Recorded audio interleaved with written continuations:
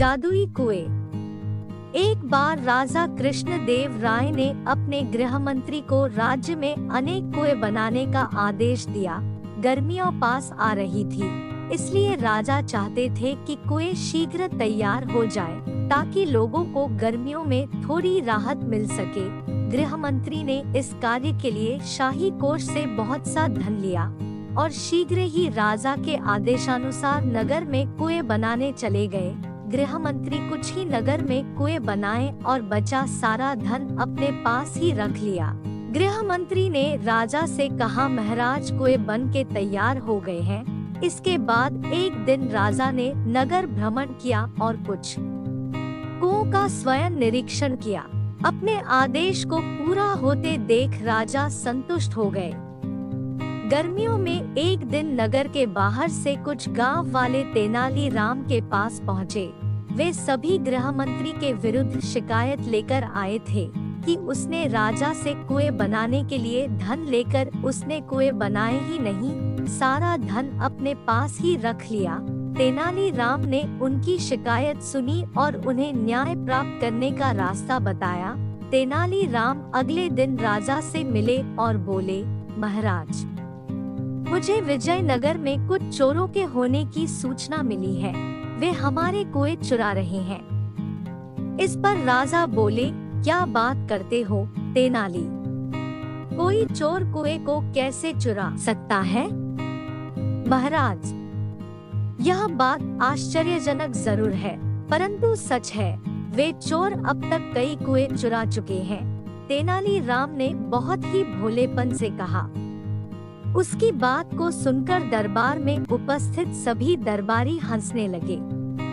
महाराज ने कहा, तेनाली राम, तुम्हारी तबीयत तो ठीक है, आज कैसी बहकी बाकी बातें कर रहे हो? तुम्हारी बातों पर कोई भी व्यक्ति विश्वास नहीं कर सकता।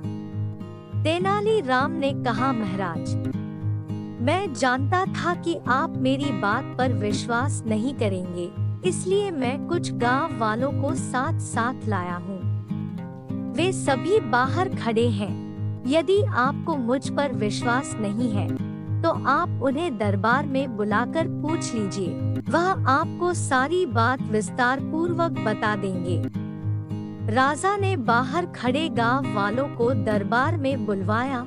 एक गौ वाला बोला, महाराज, गृहमंत्री द्वारा बनाए गए सभी कुएं समाप्त हो गए हैं, आप स्वयं देख सकते हैं। राजा ने उनकी बात मान ली और गृह मंत्री तेनाली राम कुछ दरबारियों तथा गांव वालों के साथ कुओं का निरीक्षण करने के लिए चल दिए। पूरा नगर निरीक्षण करने के पश्चात उन्होंने पाया कि राजधानी के आसपास के अन्य स्थानों तथा गांवों में कोई कुआं नहीं है। राजा को यह पता लगते देख गृह मंत्री घबरा गया। वास्तव में उसने कुछ कुओं को ही बनाने का आदेश दिया था। बचा हुआ धन उसने अपनी सुख सुविधाओं पर खर्च कर दिया था। अब तक राजा भी तेनाली राम की बात का अर्थ समझ चुके थे। वे गृह मंत्री पर क्रोधित होने लगे। तभी तेनाली राम बीच में बोल पड़ा, महाराज, इसमें इनका कोई दोष नहीं है। वास्तव में वे जादुई कुएं थे जो बनने के कुछ दिन बाद ही हवा में समाप्त हो गए।